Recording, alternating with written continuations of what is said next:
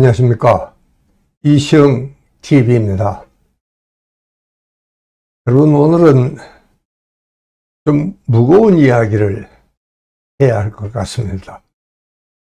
추석도 쉬고 바람이 불고 또 우리 이제 백신 참 이제 맞은 사람들이 아주 많아져 가고 사춘 밝은 기운이 실은 우리 사회에 감돌고 있는 것 같습니다.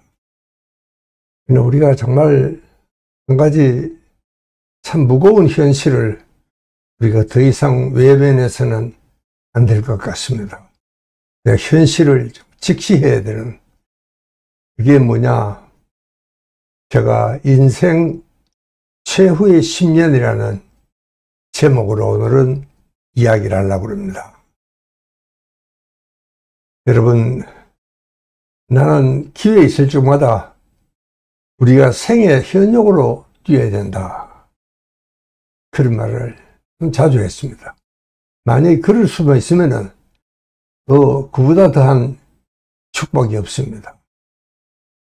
그러나 실제 현실은 그렇지 못합니다. 여러분, 저는 참 이 제 고등학교 동창생들은 참 많습니다. 그래도 우리 학교가 대구에서 명색이 명문고등학교라서, 그래서 우리 뭐 다 찾으면 거의 한 1000명도 된다고 합니다. 뭐 그렇다고 동창이 다 나오는 건 아니지만 실이 많은 거는 사실입니다. 처음에 우리가 이제 경북고등학교는 처음에는 6반, 한 반이 60명씩 360명이 정원이었지만, 이 전쟁 때 엄청난 많은 외지 학생들이 등록을 했습니다.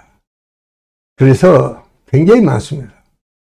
그런데 그 고등학교 학생, 우리 가차에 있는 뭐 연락이 되는 고등 동창 중에는 현역으로 뛰고 있는 사람은 지금은 저밖에 없습니다.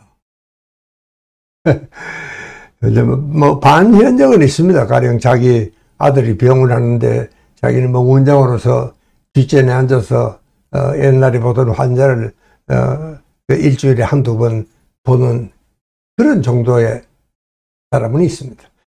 그러나 사실은 그렇지가 못합니다. 왜냐하면은 이게 이제 우리가 지금 세계에서 제일 빠른 속도로 초고령 사회로 들어가고 있습니다. 이건 뭐 우리는 정말 그전에는 상상도 못 해봤던 현실이 우리 눈앞에 다가오고 있습니다. 이것은 뭐 한편으로는 참 낭보죠. 우리가 그만큼 잘 살게 된 덕분이기도 하지만, 그러나 이제 문제는 이게 자칫 재앙이 될 수도 있고 큰 고통이 될 수도 있고, 또 정말 이게 갈등이 많은, 고민이 많은 그런 시기가 될 수도 있습니다. 왜냐하면은 이 90을 우리가 이제는 살게 됩니다. 이제는 뭐 100세 노인도 전혀 귀하지가 않은 이런 문제가 되었습니다. 이제 문제는 참 제가 항상 주장하듯이 현역으로만 뛸 수 있으면 뭐 그 이상 더 큰 축복은 없겠죠. 그러나 이게 그렇게 만만치가 않는 사실입니다. 뭐 제가 아까도 이야기했지만 반현역 같은 사람 몇을 제하고는 정말 혼자 거동하거나 그러는 사람은 그렇게 많지가 않습니다. 모임에도 잘 나오지도 않아요. 왜냐하면은 이제 누군가에는 의존해야 되고, 또 이 정말 참 계호를 받아야 활동이 가능한 이런 동창들도 없지 않아 있습니다. 여러분, 지난 2000년 그래서 드디어 WHO에서 건강수명이라는 특집을 냈습니다. 그 말은 이 건강장수가 문제가 아니고 건강상 문제로 일상생활에 제한을 받지 않는 생활이 가능한 기간, 이게 이제 참 중요하다. 이런 정말 건강 수명이 이 정말 평균 기대 수명과는 엄청난 차이가 있다. 그런 이야기입니다.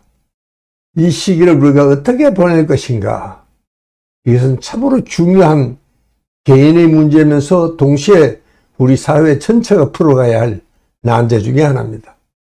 정말 우리는 역사상 초유의 일이 벌어지게 이렇게 되어 있습니다. 우리 역사에 이런 일은 정말 없었습니다. 여러분, 적어도 평균 10년은 앓고 진행한다는 겁니다. 그러니까 건강하지 못한 그런 생활을 평균 10년을 우리가 해야 됩니다. 이제 문제는 이 건강 수명이 기대 수명보다도 훨씬 짧다는 사실입니다. 대개 여성들은요, 생애 마지막 12년을, 또 남성은 한 9년으로 대충 통계적으로 그렇게 되어 있습니다. 그러니까 평균 10년은 참 인생 말년에 건강상 문제로 생활에 지장을 받을 수밖에 없고, 누구의 도움을 받고 의지하고 또 개호를 받아야 될 그런 형편에 있게 된다, 그런 이야기입니다. 여러분, 이 시기라는 것은 정말 괴로운 시간입니다. 힘든 시간이에요. 본인은 말할 것도 없고, 여러분, 내가 내 몸을 마음대로 움직일 수 없다, 이건 참 보통 큰 일이 아닙니다. 여러분, 그게 개인의 문제와 국한되느냐? 그렇지가 않습니다.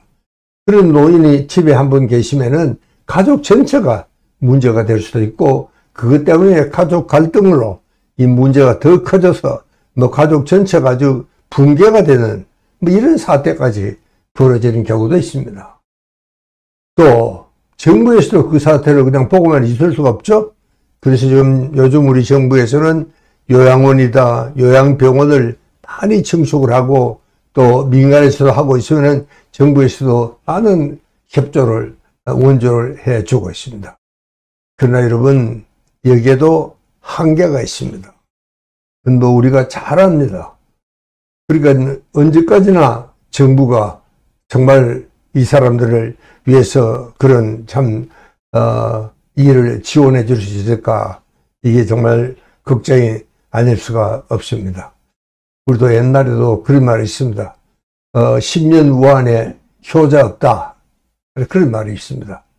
정말 집에서도 이게 무척 참 힘들고 아주 어려운 시기를 우리가 지나가야 됩니다. 이게 이제 인생 최후의 10년입니다. 여러분, 제가 그런 말을 하니까 참 끔찍하다 생각이 들지만, 이제 여러분, 앞으로 이제 머지않았습니다. 이제 곧닥칩니다. 적어도 우리가 한 10년, 20년 후에는 정말 이게 이제 큰 사회적인 이슈로 떠오른다는 것은 명약관화한 일입니다. 이건 특히 우리는 젊은 엄마들이 아기를 낳지는 않고, 또 나이는 적고 영감들은 참 많이 먹어가고, 그리고 이제 일상생활도 못하고 누군가의 계호를 받아야 되는 그런 형편이라면, 여러분, 그 집안은 우리가 눈으로 그냥 보지 않고 상상만 해도 알 수가 있습니다. 그러니까 이게 이제 정부에서도 그래서 이제는 요양병원, 요양원을 짓는데도 한계가 있고, 그래서 이제는 차츰 이 재택 기호를 해야 되겠다, 이렇게 집에 머물면서 이제 전문가들이 일주일에 한두 번 필요한 만큼 방문해서 전문적인 조언을 하는 이제 그런 방향으로 정책이 바뀌리라, 근데 그렇게 생각을 하고 있습니다. 그러니까 이제는 정말 건강 장수가 아닌 이상, 이제 장수는 이제 재앙일 수도 있고, 또 이게 하나의 공포의 대상일 수도 있고, 정말 우리 사회적으로 혼란스럽고 무척 힘든 시기입니다. 이거는 개인도 그렇고 가족도 그렇고 또 정부에서도 무척 힘든 시기를 우리는 정말 현명하게 대처해 나가지 않으면 안 됩니다. 제가 그래서 이 어두운 이야기를 오늘 아침에 이렇게 끄집어내는 것도 따지고 보면은 이 문제는 우리가 더 이상 피해서는 안 됩니다. 이제는 정말 정확하게 현실을 직시하고 이 문제를 지금부터 풀어나갈 수 있도록 중지를 모아야 하고, 또 뭐 제일 중요한 것은 개인 본인입니다. 이 본인이 잘 정말 대처를 지금부터 하셔야 될 것을 부탁을 드리면서 이번 시간을 마칩니다. 감사합니다.